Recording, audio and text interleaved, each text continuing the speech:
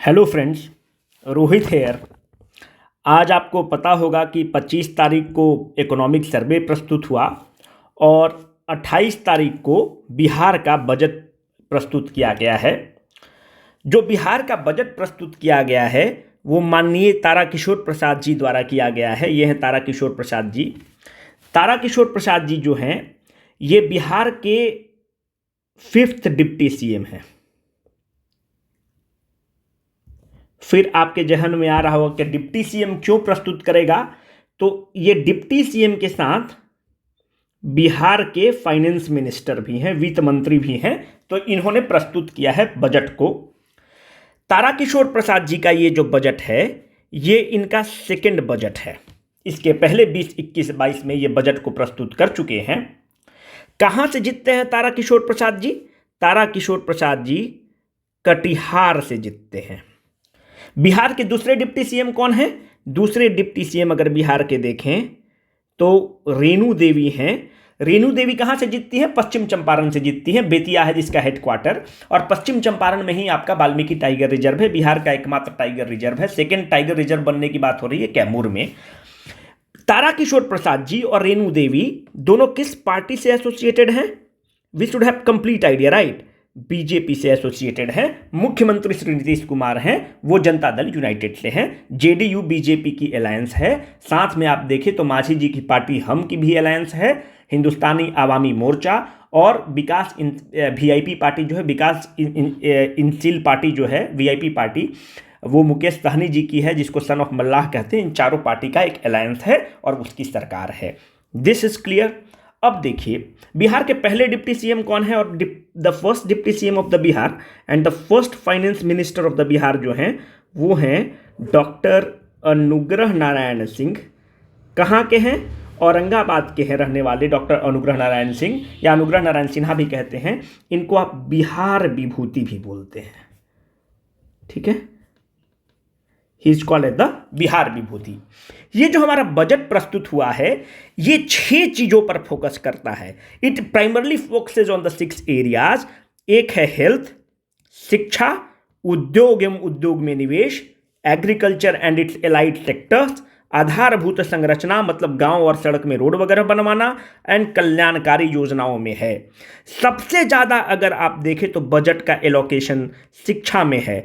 Total budget का allocation का around 16.5% जो है शिक्षा में निवेश किया गया है, उसमें खर्च होगा। तो this is a very important fact which you need to remember. पहले जब आप बजट की बात करते हैं तो मैं आपको बताते चलूं कि बजट नाम का कोई वर्ड है ही नहीं। अगर आप अपने संविधान में देखें तो there is no word called budget. जिस तरह से अगर आप संविधान में देखें तो संविधान में बेसिक स्ट्रक्चर नाम का कोई वर्ड है ही नहीं, उसी तरह से बजट नाम का कोई वर्ड है ही नहीं। संविधान में जो वर्ड है वो है annual financial statement. Annual financial statement को हम लोग बोलचाल की भाषा में बजट बोलते हैं। Let me reiterate this, there is no word called as budget. जो एनुअल फाइनेंशियल स्टेटमेंट प्रस्तुत होता है एक केंद्र भी करती है, जो अभी आपने देखा होगा कुछ दिन पहले केंद्र ने किया, और राज्य भी करती है। तो राज्य का भी प्रावधान है संविधान में प्रस्तुत करने का, केंद्र का भी प्रावधान है संविधान में प्रस्तुत करने का। जो केंद्र करता है वो आर्टिकल 112 के तहत बजट प्रस्तुत करता है, और जो स्टेट बजट प्रस्तुत करता है वो आर्टिकल नंबर 202 के तहत करता है। This 2 facts are very important for your preliminary point of view examinations. PT के लिए दोनों तथ्य बहुत ही इंपॉर्टेंट हैं, इसको आप जरूर ध्यान में रखिएगा। There is no word called as budget in our संविधान, ठीक है? Now let us move. अगर आप बजट का स्ट्राइकिंग फीचर देखेंगे तो बजट को आप देखेंगे कि कितना टोटल एक्सपेंडिचर किया गया है। तो टोटल एक्सपेंडिचर जो बजट में है वो है 2,37,691.19 करोड़ रुपया। एंड दिस डेटा आपके पास कोई विकल्प नहीं है, इसको आप जरूर ध्यान रखेंगे। 2022-23 में इतना खर्च करने का एस्टीमेट है। अब दूसरा इंपॉर्टेंट चीज है कि आप हर जगह पढ़ेंगे कि बजट की फिजिकल डेफिसिट कितना होगा, तो मानते हैं कि 3.5% ऑफ द जीएसडीपी। जीएसडीपी क्या है? राज्य सकल घरेलू उत्पाद। अगर जीएसडीपी को आपको समझना होगा तो बिहार का जो इकोनॉमिक सर्वे वाला हम लोगों ने वीडियो बनाया है उसमें जीएसडीपी को हम लोगों ने बहुत अच्छे से एक्सप्लेन किया है, राज्य सकल घरेलू उत्पाद। तो कहने का मतलब है कि 20-22-23 बजट जो है हमारा राज्य सकल घरेलू उत्पाद को भी प्रोजेक्ट करता होगा कि हमें अनुमानित होगा कि कितना हमारा राज्य सकल घरेलू उत्पाद होगा। तो राज्य सकल घरेलू उत्पाद 7,35,310 करोड़ रुपया होने का अनुमान है। This data is also very important from the prelims point of the view. This screenshot has been taken from the budget document. What is the estimated rate of the growth? हम 20-22-23 में कितना उम्मीद करते हैं? मैं बार बार बोल रहा हूं एस्टिमेटेड, क्योंकि मेरे पास डेटा नहीं है। एग्जैक्ट क्या हुआ? जब अगले साल जब इकोनॉमिक सर्वे रिलीज होगा तो वो बताएगा कि आपने जो टारगेट किया था 9.7% उसको आपने मीट किया कि नहीं। अगर आप देखें तो पिछली साल ये जो डेटा है कहां से हमने लिया है? इकोनॉमिक सर्वे से लिया है। 20-21 में हम 2.5% से ग्रो किए हैं जब कोविड का ईयर रहा है, पेंडेमिक का ईयर रहा है। 9.7% से हमारा एस्टिमेटेड ग्रोथ है। अनुमानित ग्रोथ जो है हमारा 20-22-23 में बिहार 9.7% से ग्रो करने की उम्मीद करता है। अब आप देखिए इकोनॉमिक सर्वे कहता है कि बिहार जो है 2.5% से ग्रो किया है। भारत कितने 20-21 में पेंडेमिक ईयर में ग्रो किया है? भारत -7.2% से ग्रो किया है। कायदे से हम बोले तो बहुत वर्षों बाद भारत रिसेशन में चला गया। जब भारत रिसेशन में चला गया तो बिहार एक ऐसा राज्य है जो ग्रो कर रहा था, पॉजिटिव ग्रोथ रेट है और it was the highest in the country. तो कहने का मतलब है so far as the growth is concern we are on a very right trajectory. This growth is concern हमारा एस्टिमेट है कि 9.7% से 20-22-23 में बिहार की अर्थव्यवस्था ग्रो करेगी and this is a silver lining. ठीक है, now let us move. This data is very important, you don't have any option to leave it, आपको याद करना ही पड़ेगा। अब आप देखिए अगर आप बजट की बात करते हैं तो बजट किस चीज की बात करता है? बजट का मतलब होता है ये आपका पर्स है, इसमें कितना पैसा आएगा, आप कितना खर्चा करेंगे, कहाँ खर्चा करेंगे, कहाँ कहाँ से पैसा लाएंगे। जिस तरह से हमारा और आपका पर्स है ये बिहार सरकार का पर्स है, यही बजट है और कुछ भी नहीं है। अगर आप फिजिकल डेफिसिट की बात करते हैं, फिजिकल डेफिसिट को हिंदी में क्या बोलते हैं? राजकोषीय घाटा। राजकोषीय घाटा का मतलब क्या होता है? अब देखिए अगर ये मेरा बिहार सरकार का पर्स है, इस पर्स में बिहार सरकार कहती है कि हम जितना हम पैसा कमा सकते हैं हम 100 रुपया कमाए, पर हम गरीब राज्य हैं, हमारे खर्चे ज़्यादा हैं, तो वेलफेयर स्टेट हैं। हमने कहा कि भाई मेरे खर्चे 200 रुपया हैं, हम 200 से खर्च कम नहीं कर सकते क्योंकि हमारी ज़रूरतें ज़्यादा हैं, हम एक डेवलपिंग स्टेट हैं। आपकी आमदनी 100 रुपया, 200 रुपया आपका खर्चा है, तो 100 रुपया क्या करेंगे आप? बोरो करेंगे। कहां से बोरो करेंगे? या तो आप लोन लेंगे या किसी वर्ल्ड बैंक से पैसा लेंगे, केंद्र सरकार से ग्रांट के रूप में पैसा लेंगे, वहां से लोन लेंगे, या मार्केट से पैसा उठाएंगे। कहने का मतलब है ये जो 100 रुपया आप जो लोन लेने वाले हैं, this is the borrowing requirement of the government. ये क्या है? हमारा borrowing requirement of the government है, और जो borrowing requirement of the government है यही आप राजकोषीय घाटा कहते हैं, यही आपका राजकोषीय घाटा है। कहने का मतलब है जो हमारा एस्टिमेटेड फिजिकल डेफिसिट होने वाला है राजकोषीय घाटा, वो 3.47% ऑफ द जीएसडीपी। अब देखिए 3.47% ऑफ द जीएसडीपी, राज्य सकल घरेलू उत्पाद। राज्य सकल घरेलू उत्पाद कितना हो गया? 3.47, मतलब हो गया 3.47% का मतलब हो गया, परसेंट को आप बदलेंगे तो बाई 100 इंटू कितना है हमारा जीएसडीपी। अगर आप जीएसडीपी हमारा देखें तो हमारा एस्टिमेटेड जीएसडीपी कितना है?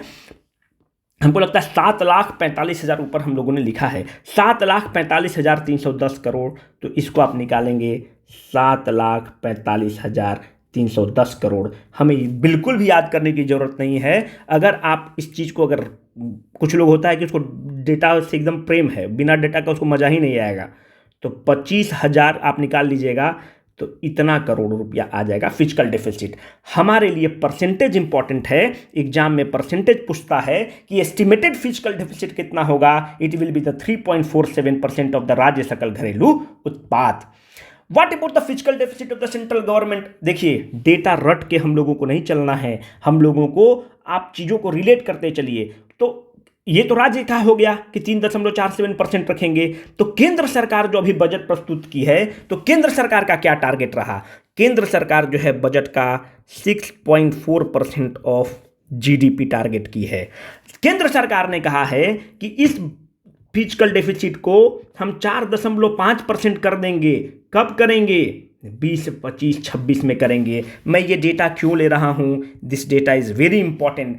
केंद्र सरकार का कितना है? 6.4%। अपना प्यारा बिहार का कितना है? 3.47%। कहने का मतलब है कि अपना जो प्यारा बिहार है वो एक फिजिकल डिसिप्लिन को फॉलो कर रहा है।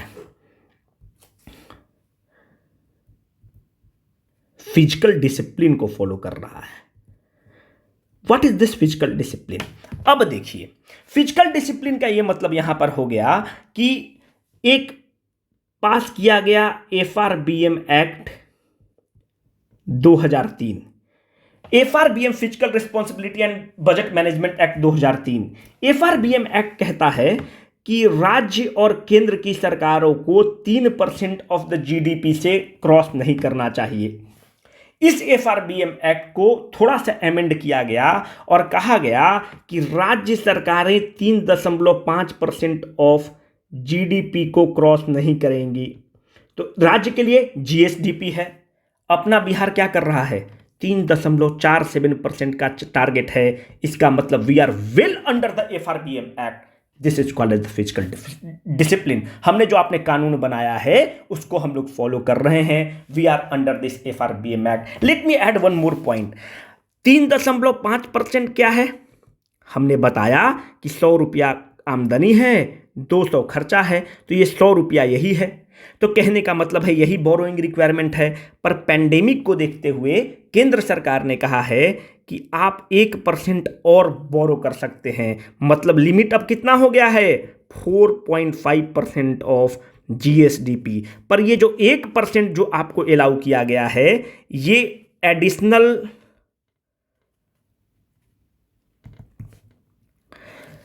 ये किया गया कि आप डिस्कम को इंप्रूव करेंगे। जो राज्य की जो बिजली वितरण सिस्टम है, डिस्कम का आप हेल्थ इंप्रूव करेंगे तो आप 1% से और बढ़ सकते हैं। तो कहने का मतलब है हमारे पास एल्बो रूम कितना है? 4.5% का। पर बिहार जो है उस चीज़ को नहीं फॉलो करता है, बोलता है कि 3.5% है, हम उसी को फॉलो कर रहे हैं। And we are very good so far as the physical discipline is concerned. When it comes to the center, they are not. But we have followed our physical discipline, and this is a very good move of the state government. Now let us move to important point. What is the state share of the taxes? देखिए, केंद्र की सरकार भी tax लेती है। हर राज्य का केंद्र के सरकार में शेयर होगा। वो शेयर को कौन डिसाइड करता है कि कितना शेयर होगा? वो चीज डिसाइड करने के लिए राष्ट्रपति महोदय फाइनेंस कमीशन बनाते हैं। फाइनेंस कमीशन अभी कौन सा है? 15th finance commission. कौन चेयरमैन है? एनके सिंह। इनको आप नंदू सिंह भी बोलते हैं। एनके सिंह कहाँ के रहने वाले हैं? अपने प्यारा बिहार के रहने वाले हैं, आईएएस ऑफिसर हैं एनके सिंह। इनके फादर का नाम है टीपी सिंह और एनके सिंह की बहन है Shyama Singh. She is married to Shri Nikhil Kumar. Shri Nikhil Kumar is the former DGP of former commissioner of Delhi police हैं और he was the member of the parliament of Aurangabad Bihar. वो गवर्नर ऑफ नागालैंड और केरल भी रहे हैं। और इस श्री निखिल कुमार के फादर रहे हैं सत्येंद्र नारायण सिंह, वो चीफ मिनिस्टर ऑफ बिहार हैं। और उनके फादर हैं डॉक्टर अनुग्रह नारायण सिंह, जो first deputy CM of Bihar हैं और जिनको बिहार विभूति कहा जाता है, जिसको बारे में मैंने आपको पहले बताया। तो he belongs from very royal family. तो कहने का मतलब है जो एनके सिंह कमेटी है वो भी एफआरबीएम पर बनती है और एनके सिंह कमेटी का भी कुछ रिकमेंडेशंस होता है, वो इंपॉर्टेंट नहीं है। जो फाइनेंस कमीशन कहता है कि जो केंद्र सरकार की जो किट्टी है, इसमें 41% जो भी टैक्स रहेगा, अगर केंद्र सरकार 100 रुपया कमाती है तो 41 रुपया राज्यों को दे देगी। अब हर राज्य का इसी में से मानते हैं कि 41 रुपया में से हर राज्य का डिवीजन हो जाएगा। एक कायदे से है 42%, पर 1% को रखा गया है जम्मू एंड कश्मीर के लिए, तो अभी राज्यों को 41% मिल जाता है। क्यों बता रहा हूं, अभी आप देखिए। अब हमने अभी कितना कहा कि हमारा खपत कितना है, मतलब टोटल एक्सपेंडिचर हमारा कितना है, हमने ऊपर बता रखा है आपको। अगर आप एक्सपेंडिचर देखें, कहा गया, हमने एक्सपेंडिचर का पूरा आपको डेटा, एक्सपेंडिचर देखें तो 2,37,691 करोड़ रुपया है। जो 2,37,691 करोड़ रुपया है, तो भाई तुम पैसा लाओगे कहां से, अर्न कहां से करोगे आप? पैसा आना भी तो चाहिए। सबसे ज्यादा बिहार को पैसा कहां से मिलता है? 46% state share in the central taxes, state का शेयर। अभी हमने आपको बताया कि हर स्टेट का 41% शेयर है। अब आपके कुछ लोगों के दिमाग में आ रहा हो कि भाई आप 41% बोलते हैं, 46% है। भाई वो 41% जो है ना, ये है कि केंद्र अगर 1,000 रुपया कमाता है तो 400, मतलब अगर केंद्र 100 रुपया कमाता है तो 41 रुपया राज्यों को देगा। अब 41 रुपया को आप जितने राज्य हैं उसमें डिवाइड कर लीजिए। ये जो है कि अगर बिहार 100 रुपया कमाता है तो बिहार का 100 रुपया में 46 रुपया बिहार का सेंटर से आता है। सेंटर में हिस्सेदारी है, ये याद रखिएगा, इट इज हिस्सेदारी। क्यों हिस्सेदारी? ये हमारा राइट है। क्यों? फाइनेंस कमीशन कहता है कि आपका अधिकार है, क्योंकि we have a federal structure. ठीक है, ये चीज को याद रखिएगा। सेकेंड नंबर पे आप देखें तो हमें ग्रांट मिलता है, हर राज्य को मिलता है, बिहार को ही नहीं मिलता है। सेकेंड है केंद्र सरकार से सहायता राशि से 30%, ये बिहार अपना टैक्स वगैरह लेता है, तो स्टाम्प ड्यूटी, लैंड रेवेन्यू वगैरह से जो मिलता है उससे 21%, और 3% अदर टैक्सेस से मिलता है। राज्य का अपना कर, विभिन्न राजस्व। तो ये भी डेटा आपके लिए बहुत इंपॉर्टेंट है कि बिहार सरकार सबसे ज्यादा अर्न कहां से करती है? स्टेट का शेयर सेंट्रल टैक्स के थ्रू। ठीक है, बिहार सबसे ज्यादा खर्च किस में करेगा? शिक्षा में खर्च करेगा। कितना खर्च करेगा? Around 16.5% of total expenditure. ठीक है, तो इस चीज को ध्यान रखिएगा। एक चीज और मुझे बताना था कि हमारा जो बजट है ये रेवेन्यू सरप्लस है। रेवेन्यू सरप्लस को अगर आप हिंदी में बोलें तो इसको आप कहते हैं राजस्व अधिशेष है हमारा बजट। What is this revenue surplus?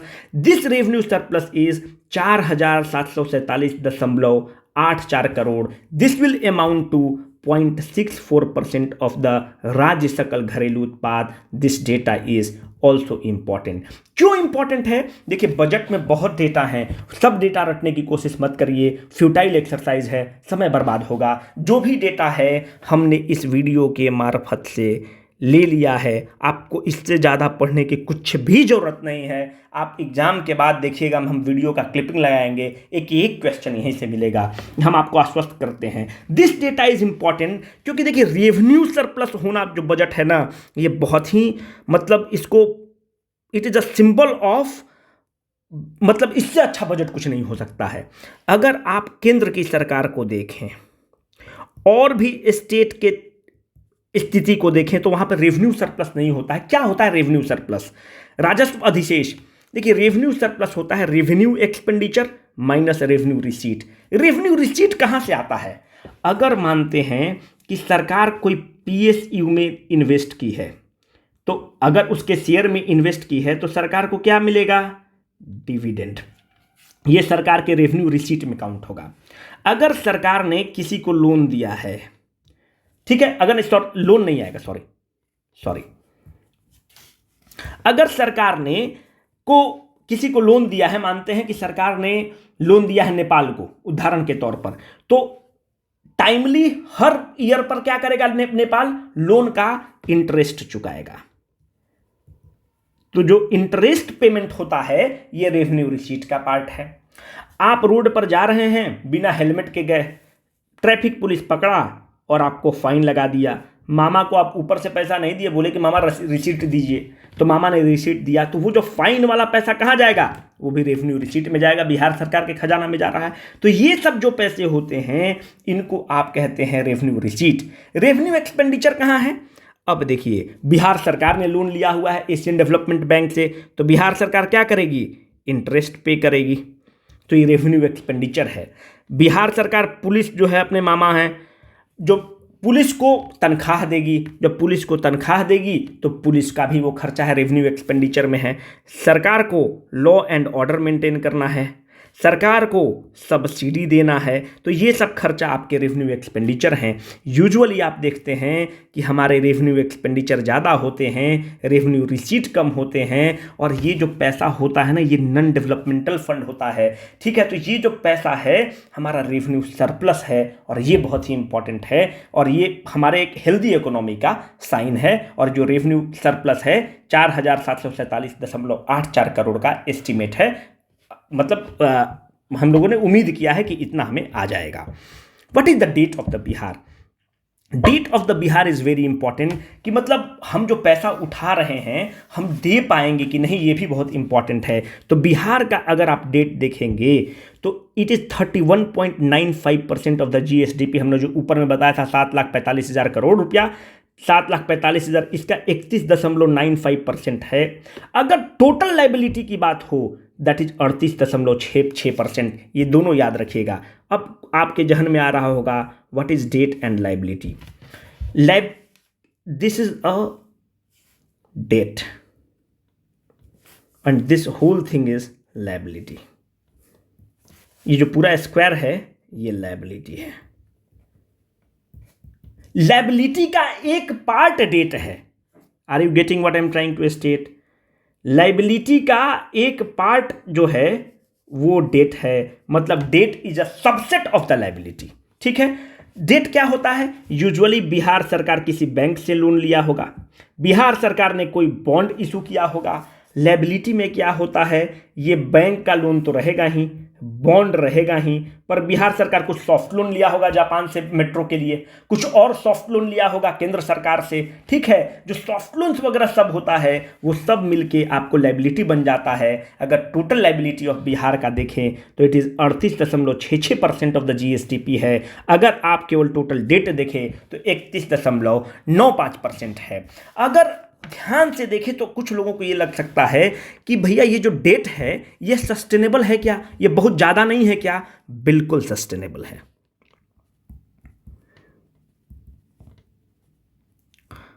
बिल्कुल सस्टेनेबल है ये डेट, बहुत ज्यादा डेट नहीं है। क्यों सस्टेनेबल है? फिर वही आप देखिए। FRBM एक्ट बना था राज्य और सेंटर के लिए फिजिकल डिसिप्लिन को देखने के लिए। तो ये पाया गया कि राज्यों को अलाउड है कि आप 40.80% ऑफ GSDP आप रख सकते हैं अपना डेट। उनका ये कैलकुलेशन है कि जब आप इतना डेट रखते हैं तो इतना डेट सस्टेनेबल है। अलाउड कितना है? 40.80%। अपना प्यारा बिहार कितना रखा हुआ है? टोटल लाइबिलिटी को भी जोड़ दीजिए तो 38.66% है, पर कायदे से अगर डेट वाला पार्ट देखें तो 31.95% है। देखिए थोड़ा सा समय का अभाव है पर फिर भी हम ले लेते हैं। कुछ जो नए लोग होंगे, आप अपना जो सेंट्रल गवर्नमेंट का आप फिजिकल डिफिसिट वाला वीडियो देखिएगा तो आपको ज़्यादा समझ में आएगा इतना हाई तौबा क्यों मचता है फिजिकल डिफिसिट को लेके। जो राजकोषीय घाटा है ये हम लोग कह रहे हैं कि 3.47% है। क्यों नहीं इसको हम 6% कर लेते हैं भाई? क्या प्रॉब्लम है? देखिए अगर आप 6% करने का मतलब है, कहने का मतलब है कि आपका आमदनी 100 रुपया है, आप खर्चा 200 कर रहे हैं। अगर कोई व्यक्ति कह रहा है कि हम 6% ऑफ द फिजिकल डेफिसिट करना चाहते हैं, इसका मतलब कह रहा है कि 100 रुपया आमदनी है, आप 500 रुपया खर्चा करेंगे। यही तो हुआ, 6% आप बढ़ा रहे हैं। अगर आप देखिए, आप एक निवेशक हैं। जब आप एक निवेशक हैं तो आप एक ऐसे कंपनी में इन्वेस्ट करेंगे जो 400 रुपया का उधार है इस कंपनी के पास, इस कंपनी के पास 100 रुपया का उधार है। आप किस कंपनी में निवेश करना चाहेंगे? आप हमेशा इस कंपनी में निवेश करना चाहेंगे। क्यों? इस कंपनी में हम इसलिए निवेश करना चाहते हैं क्योंकि इसका बैलेंस शीट अच्छा है। उसी तरह से राज्य और केंद्र सरकार में अंत में इनको पैसा चाहिए होगा, राज्य और केंद्र सरकार को विकास करने के लिए। तो ये राज्य और केंद्र सरकार के फिजिकल डिसिप्लिन को देखते हुए कुछ क्रेडिट रेटिंग एजेंसीज हैं, जैसे मूडीज है, क्रिजल हैं, ये आपके राज्य को या केंद्र को रेट करते हैं। अगर आपका रेटिंग अच्छा है, ठीक है, तो अब आप जब बॉन्ड के थ्रू पैसा उठाएंगे तो आपको अगर रेटिंग अगर A+ है तो इनको 8% सूद पर मिलेगा पैसा, अगर B रेटिंग है तो आपको 10% के सूद पर पैसा मिलेगा। आपको लग रहा होगा कि मात्र 2% का अंतर है, पर इस फिजिकल डिसिप्लिन को खराब करने के चक्कर में अगर आप देखें तो बिहार सरकार मानते हैं 2 लाख करोड़ रुपया उठा रही है। अगर 1% का भी सूद का अंतर आप देखें तो सूद हो जाएगा 1 साल में 90,000 करोड़ रुपया का अंतर आ जाएगा। इतना तो हमारा मनरेगा का बजट है। इसीलिए FRBM एक्ट लाया गया। FRBM एक्ट लाया गया और राज्यों को बोला गया, केंद्र सरकार को बोला गया कि आप मनमाने ढंग से पैसा मत उठाइए। ये नहीं है कि वेलफेयर स्टेट है तो कितना भी खर्चा कर सकते हैं, उस आपका पैसा उठाने पर रोक लगाया गया, क्योंकि भविष्य में जो इंटरेस्ट पेमेंट आपका होता है आपको ज़्यादा करना पड़ता है और 90,000 करोड़ 1 लाख करोड़ रुपया का अंतर होता है 1% ऑफ द इंटरेस्ट चेंज के फ्लक्चुएशन पर। इसीलिए FRBM एक्ट लाकर सेंटर और स्टेट को रोका गया कि आप बहुत ज्यादा पैसा नहीं उठाएं मार्केट से। And this is the whole concept of that thing. अभी तक हमने आपको बहुत अच्छा चीज बताया अपने बिहार के बारे में कि बहुत अच्छा चल रहा है, फिजिकल डिसिप्लिन हम लोग फॉलो कर रहे हैं, debt to the GDP ratio वाला चीज है उसको भी हम लोगों ने मेंटेन किया हुआ है। पर कुछ प्रॉब्लमेटिक एरिया है अपने बिहार में। प्रॉब्लमेटिक एरिया क्या है बिहार में? अगर आप बिहार का कैपिटल एक्सपेंडिचर देखेंगे टोटल बजट का, तो कैपिटल एक्सपेंडिचर है 45,734.52 करोड़। अगर आप इसको 2,37,691.9 करोड़ से घटा देंगे तो आपका रेवेन्यू एक्सपेंडिचर जो है वो हो जाएगा 1,91,956 करोड़। अब आप देखिए प्रॉब्लमेटिक एरिया कहां है। कैपिटल एक्सपेंडिचर क्या होता है? कैपिटल एक्सपेंडिचर मतलब आप ऐसा जगह पैसा निवेश कर रहे हैं जो मानते हैं कि आप पोर्ट बना रहे हैं, आप रेलवे बना रहे हैं, आप हाईवे बना रहे हैं। ये वो चीज है जो एसेट क्रिएट कर रहे हैं भविष्य में। रेवेन्यू एक्सपेंडिचर का मतलब क्या हो रहा है? पुलिस को सैलरी दे रहे हैं, प्रोफेसर को सैलरी दे रहे हैं, डॉक्टर को सैलरी दे रहे हैं, लॉ एंड ऑर्डर मेंटेन कर रहे हैं। ये सब जो खर्चा आपका है ये भविष्य के लिए GSDP जनरेट नहीं कर रहा है। प्रोफेसर को सैलरी दे रहे हैं उतना जनरेट नहीं कर रहा है। ऐसा नहीं कि जनरेट नहीं कर रहा है, जनरेट कर रहा है पर इसके एवज में कम कर रहा है। कैसे? अब देखिए, जब मानते हैं कि आप एक पोर्ट का निर्माण करते हैं तो पोर्ट के निर्माण में सीमेंट की जरूरत पड़ेगी, छड़ का जरूरत पड़ेगा, गिट्टी का जरूरत पड़ेगा, सैंड का जरूरत पड़ेगा, लेबर का जरूरत पड़ेगा। तो कहने का मतलब है कि यहां पर जब आप प्रोफेसर साहब को सैलरी दे रहे हैं, किसी डॉक्टर को सैलरी दे रहे हैं, तो ऐसा नहीं है कि वो भी फ्लैट खरीदेंगे, पर इसके तुलना में इसका जो कंट्रीब्यूशन टू द GDP जो मल्टीप्लायर इफेक्ट है वो अप्रोक्सीमेटली 4 गुना होता है।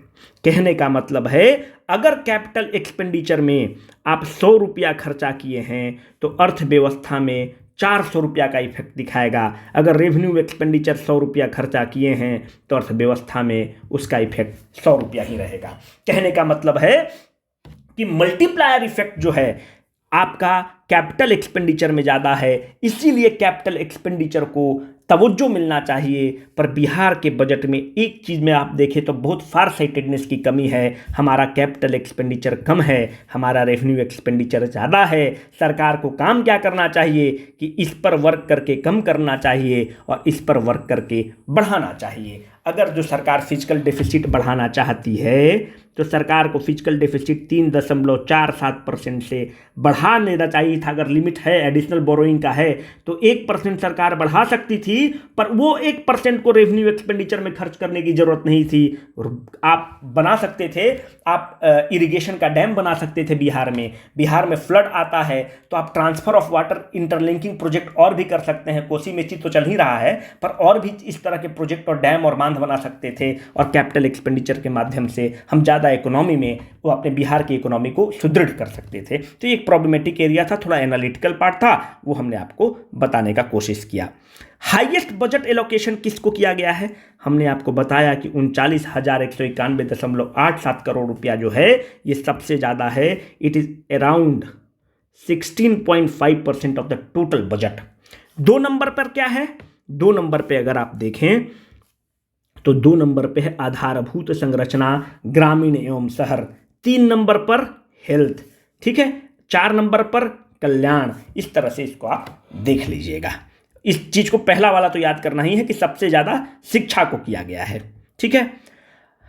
एक चीज और आप ध्यान रखिएगा, बिहार का अगर आप पढ़ रहे हैं तो एक चीज को याद रखिए कि 7 निश्चय जरूर आपको पढ़ के जाना है। नीतीश कुमार जो मुख्यमंत्री हैं अपने बिहार के, उनका ये पेट प्रोजेक्ट है 7 निश्चय। तो 7 निश्चय पार्ट 2 चल रहा है। 7 निश्चय पार्ट 2 जो है, इस पूरे बजट में कितना इसको एलोकेट किया गया है, 5,000 करोड़ रुपया। बिल्कुल नहीं भूलना है, पेट प्रोजेक्ट ऑफ द मुख्यमंत्री है। जो 7 निश्चय का टारगेट कब से कब है, 2020 से 25 में इसको पूरा करना है। इसी के तहत है युवा शक्ति बिहार की प्रगति। तो इसके तहत मेगा स्किल सेंटर्स बनाने का प्रावधान किया गया है कि हम मेगा स्किल सेंटर्स बनाएंगे। क्यों बनाएंगे? और मेगा स्किल सेंटर जो है एवरी डिस्ट्रिक्ट में बनाने का बात है कि हर जिला में हम मेगा स्किल सेंटर बनाएंगे। पर जो मेगा स्किल सेंटर हम बना रहे हैं, पहले चरण में अगर आप देखें तो 3 जिला में बनाएंगे। एक है पटना, दूसरा है दरभंगा, और तीसरा अगर आपको कुछ भी ऑप्शन नहीं पता रहे तो माननीय मुख्यमंत्री का गृह जिला है नालंदा बिहार शरीफ, उसको मार लीजिएगा। तो वो तीसरा है नालंदा।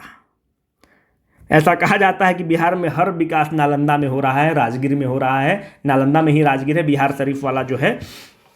तो पटना, दरभंगा और नालंदा पहला चरण में स्किल सेंटर बन रहा है। इसमें कोई दिक्कत भी नहीं, मुख्यमंत्री का क्षेत्र है तो पहले जो भी है घर से दीपक चलेगा।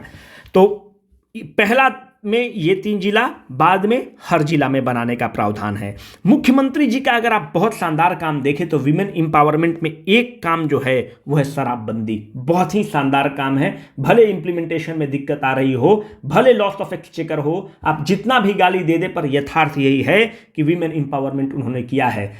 शराबबंदी जो किया है उससे विमेन एम्पावरमेंट हुआ है। क्यों? क्योंकि वो शराब पी के औरतों को अगर आप देखें तो बिहार में लड़ाई झगड़ा ये सब कर रहा था, तो उसके बंदी होने से ये है कि महिला अब आराम से रह रही हैं। तो वे एक तरह से it is a kind of A women empowerment. और ये कहा जाता है, कुछ विशेष एनालिस्ट का ये मानना है कि नीतीश कुमार का आने के पीछे एक ये भी कारण है कि जो महिला वर्ग है वो उन्होंने जमकर उन्हें वोट दिया था। तो विमेन एम्पावरमेंट में अगर आप देखें तो अगर कोई लड़की बिहार में अविवाहित है, अगर +2 पास करती है तो उसको 25,000 रुपया मिलता है।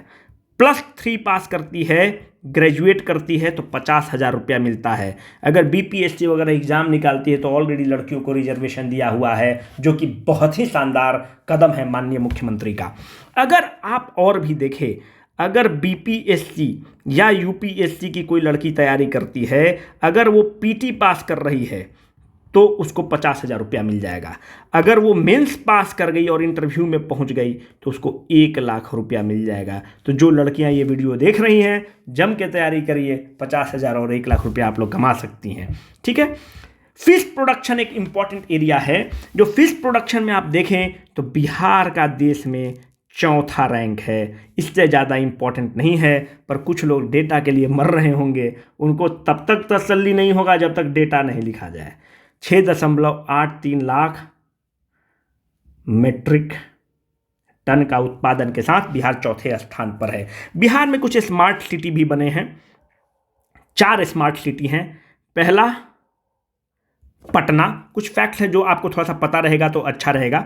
दूसरा silk city of Bihar Bhagalpur. तीसरा लीची का हब है मुजफ्फरपुर, शाही लीची। और चौथा कुछ भी नहीं पता चले, मारिए बिहार शरीफ। बिहार शरीफ, नालंदा, राजगीर, ठीक है, मुख्यमंत्री जी का क्षेत्र है। तो भाई मुख्यमंत्री जी का क्षेत्र है तो उसको तो रहना ही है स्मार्ट सिटी में। एक है कवरताल लेक, इस पे हम लोगों ने ऑलरेडी वीडियो बना रखा है। कवरताल लेक पे देखिए, आई एम नॉट टॉन्टिंग, ठीक है। मेरा ये बार बार बताने का मतलब ये है ना कि अगर आपको नहीं पता रहे तो आप बिहार शरीफ या राजगीर ऑप्शन में रहे तो उसको टिक करिएगा, ठीक है। It's not like a kind of taunt. तो कहने का मतलब दूसरा चीज ये है कि कवरताल लेक जो है कहां पर है, बेगूसराय में है। ये बिहार का 38 मतलब बिहार का पहला है और देश का 38वां रामसर साइट है। रामसर साइट किसके लिए है? आर्द्र भूमि के लिए है, वेटलैंड के लिए है। एक है कलरव। कलरव के बारे में अगर आप देखें तो it is a state bird festival,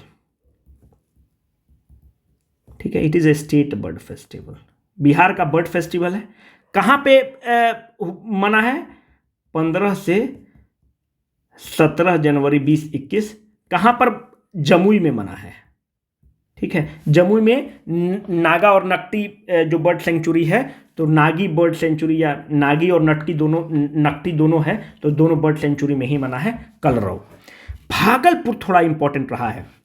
एक भागलपुर में आपको तो पता होगा कि विक्रमशिला डॉल्फिन अभयारण्य है। भागलपुर में एक चीज ये इंपॉर्टेंट रहा कि यहां पर पक्षी महोत्सव मना है, पक्षी महोत्सव। कलरव क्या है? स्टेट बर्ड फेस्टिवल है। यहां पर पक्षी महोत्सव मना है भागलपुर में, दोनों डिफरेंट है। State bird festival is different, पक्षी महोत्सव मना है। भागलपुर में बर्ड रिगिंग फैसिलिटी स्टार्ट हुई है, bird ringing and monitoring facility start की है। नॉर्थ बिहार का पहला सेंटर है और देश का चौथा सेंटर है, यह भी याद रखना है, नहीं भूलना है, ठीक है। किसके साथ टाई अप किया गया है? बॉम्बे नेचुरल हेरिटेज सोसाइटी के साथ टाई अप किया गया है। बिहार सरकार का मोटा मोटी 5 करोड़ रुपया इस पर खर्च होने वाला है। इसमें करते क्या है? अगर आप देखें तो यहां पर भागलपुर साइड में, भागलपुर में, केवल भागलपुर में नहीं, आगे हम बताएंगे, जो बर्ड्स आते हैं उनमें आप चिप लगा देते हैं। जब चिप लगा देते हैं तो बर्ड का आपको रूट पता चलता है कि किस रूट से आए हैं। ये सब जो है ना, ये सब प्रवासी पक्षियों के बारे में बेसिकली है, किस रूट से आ रहे हैं, कहाँ पे आ रहे हैं, कहाँ रुक रहे हैं। तो चिप लगा के उसको आप मॉनिटर कर रहे हैं और रिंगिंग फैसिलिटी है। जो भागलपुर में जो सेंटर है बेसिकली किसको किसको टैप करेगा? अगर आप देखें तो एक तो है कुशेश्वर स्थान बर्ड सेंचुरी। कुशेश्वर स्थान कहाँ पे है? कुशेश्वर स्थान कंस्टिट्यूएंसी भी है जहाँ पे हाल में भी उपचुनाव हुआ था, तो कुशेश्वर स्थान दरभंगा में है। दूसरा अगर आप देखें तो कवरताल, अभी ऊपर हमने आपको बताया है। तीसरा Naga and Nakti bird sanctuary Jamui में, और चौथा बरेला। बरेला बर्ड सेंचुरी कहाँ है? वैशाली में है। तो यहाँ पे जितने बर्ड सेंचुरी हैं, तो यहाँ पर आप देखते हैं ना कि बहुत सारे प्रवासी पक्षी आते हैं। तो उन प्रवासी पक्षियों को आप देखें तो हमारे मतलब ये हम लोग के लिए गौरव की बात है, हमारे पास इतने वेटलैंड्स हैं। जब तो उनको हम लोग टैप करेंगे और उनको हम लोग देखेंगे कि किस रूट से आते हैं, कितना आ रहे हैं, क्या नहीं आ रहे हैं। This makes our ecosystem very rich. तो भागलपुर पक्षी महोत्सव के लिए मशहूर रहा और bird ringing and monitoring facility के लिए मशहूर रहा। जू सफारी और नेचर सफारी कहाँ पे होगा? माननीय मुख्यमंत्री जी का क्षेत्र। इंटीग्रेटेड मैन्युफैक्चरिंग क्लस्टर कहाँ बनने की बात हो रही है? डोभी। डोभी कहाँ है? गया पर। What is integrated manufacturing cluster? To make it a manufacturing hub, ठीक है। मैन्युफैक्चरिंग हब बनाने की बात है। मैन्युफैक्चर बिहार में उद्योग तो है ही नहीं, तो मैन्युफैक्चरिंग बनाने के लिए मतलब इसको कुछ भी तो मैन्युफैक्चरिंग हम लोग करेंगे। तो जो भी अच्छा, यही एरिया क्यों किया गया? अगर आप डोभी वाला बेल्ट देखेंगे तो झारखंड वाला रूट के पास पड़ता है। बगल में कोडरमा पड़ जाता है जो माइका कैपिटल है, बगल में हजारीबाग पड़ जाएगा, रांची पड़ जाएगा डोभी वाला बेल्ट के पास। तो वहाँ से बहुत सारे ओर्स वगैरह मिल जाएंगे। तो जो ओर्स वाले जो प्लांट हैं वो यहाँ पर लग सकते हैं। तो इसीलिए मैन्युफैक्चरिंग क्लस्टर बनाने की बात उस साइट को चुना गया है, डोभी और गया वाला belt, because it is bordering state, it borders Jharkhand and which is very rich in the minerals. तो वहाँ से मिनरल्स लाकर हम यहाँ पे उसको मैन्युफैक्चर कर सकते हैं, उसमें वैल्यू एडिशन कर सकते हैं। इंटरनेशनल ट्रेड फेयर हुआ, कहां पे हुआ? प्रगति मैदान। प्रगति मैदान कहां है? दिल्ली में है। अपना बिहार स्वर्ण पदक लिया है इसमें, ठीक है। इंटरनेशनल ट्रेड फेयर में अपना बिहार स्वर्ण पदक लिया है, पीटी में पूछा जा सकता है। दरभंगा में दो चीज बहुत इंपॉर्टेंट है। बिहार का सेकेंड एम्स खुल रहा है दरभंगा में, पहला पटना है। बिहार में दूसरा तारामंडल खुल रहा है दरभंगा में, पहला कहाँ है? पटना। अगर एग्जाम सेंटर आपको पटना पड़ता है तो पटना वाला तारामंडल घूम के आइए। जो पीएमसीएच है इसमें बिहार सरकार 5460 बेड का हॉस्पिटल बना रही है, इसमें काम चल रहा है और ये देश का सेकेंड लार्जेस्ट हॉस्पिटल बन जाएगा। Patna medical college and hospital, जो बिहार में मेडिकल वगैरह का तैयारी करता है उन लोग का ड्रीम कॉलेज है PMCH. Indira Gandhi institute of medical science, यहां पर स्टेट कैंसर सेंटर बन रहा है। ठीक है, स्टेट कैंसर, थोड़ा सा मैं फास्ट लिख रहा हूँ क्योंकि थोड़ा ज़्यादा आपका बड़ा वीडियो बन जाएगा। देखिए पटना में क्या क्या हो रहा है। पटना जो है ना इम्पॉर्टेंट है, क्योंकि पटना में थोड़ा सा आपको पढ़ना तो पड़ेगा ना, क्योंकि पटना तो अपना राजधानी है। पटना में पहला जो चीज़ बन रहा है वो है, एक तो बन रहा है APJ science city, Abul Kalam Azad science city बन रहा है, ये इंपॉर्टेंट है। दूसरा बापू टावर बन रहा है। ठीक है, महात्मा गांधी जी का टावर बन रहा है और पूछा जा सकता है पीटी में, Bapu tower is being made at Patna. APJ science city Patna में बन रहा है। रीजनल साइंस सेंटर बनाने की घोषणा की गई है, ये कहां पे है? गया में बन रहा है रीजनल साइंस सेंटर। कुछ भी ज़्यादा जरूरत नहीं है। बिहार देश का पहला राज्य बनता है जो प्रीपेड मीटर सिस्टम को फॉलो कर रहा है। अगर आप बिहार के रहने वाले हैं तो आपको पता होगा कि बहुत चोरी का लाइन सब यूज करता है, दिन भर ऐसी चलाएगा और बिजली बिल देगा 1000 रुपया। ये दिल्ली में नहीं हो सकता है, पर बिहार में देखिए वो जो मीटर रीडिंग करने आता है ना, छोटा छोटा टियर 2 सिटी की बात कर रहे हैं, उसको कुछ पैसा वैसा दे के सब चोरी कर लेता है। तो बिहार का जो मुख्यमंत्री जी का ये पेट प्रोजेक्ट है, और ये जो प्रोजेक्ट है मुख्यमंत्री जी का बहुत ही शानदार है, बहुत दूरदर्शी है। तो प्रीपेड मीटर सिस्टम कर दिए, जैसे मोबाइल का आपका रिचार्ज सिस्टम है, आपका ऑटोमेटिक कट गया, आप रिचार्ज करिए तभी कर सकते हैं।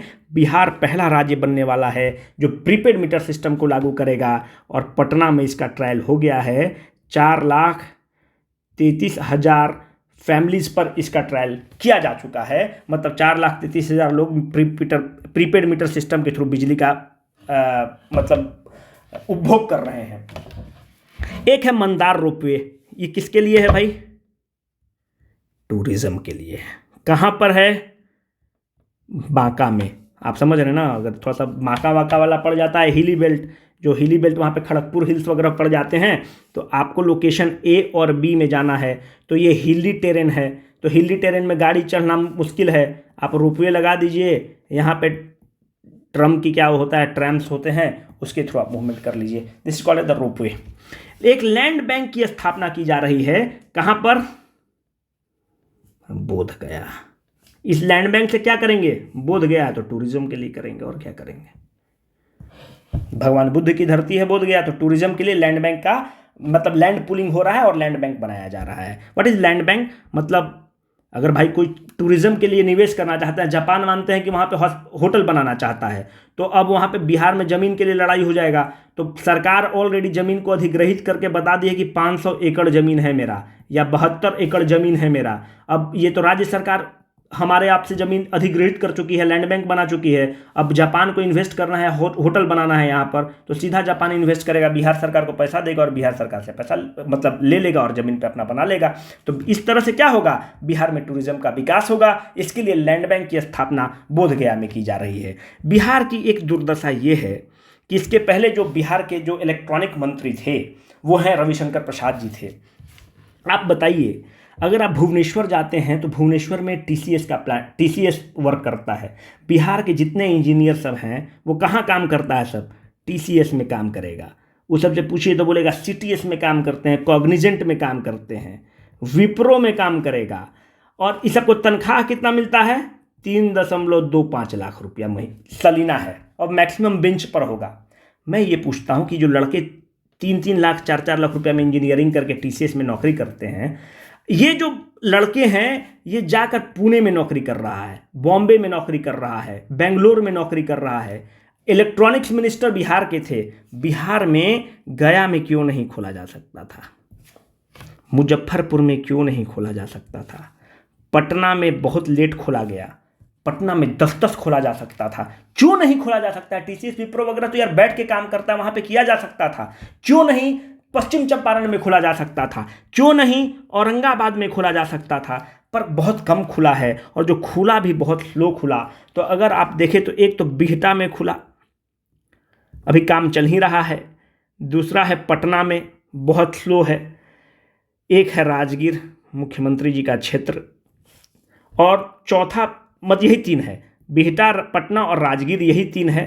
गया में भी खुल सकता था, कोई दिक्कत नहीं है। मुजफ्फरपुर में खोलने में कोई प्रॉब्लम नहीं था। तो कहने का मतलब है कि it is a abject failure of our leadership. हमारे पास इतने अच्छे अच्छे मिनिस्टर्स रहे हैं, तो हम लोग बहुत कुछ कर सकते थे। तो it is not a criticism on a particular minister, it is a criticism on the general political culture of the Bihar. ठीक है, तो ये चीज़ आप मेंस में भी लिख सकते हैं कि हमारे पास जितने ये सब इंजीनियर हैं, मैक्सिमम तो बिहार और यूपी के लोग हैं, तो यहाँ पर हब बनाए जा सकते थे, मिनिस्टर भी अपने थे।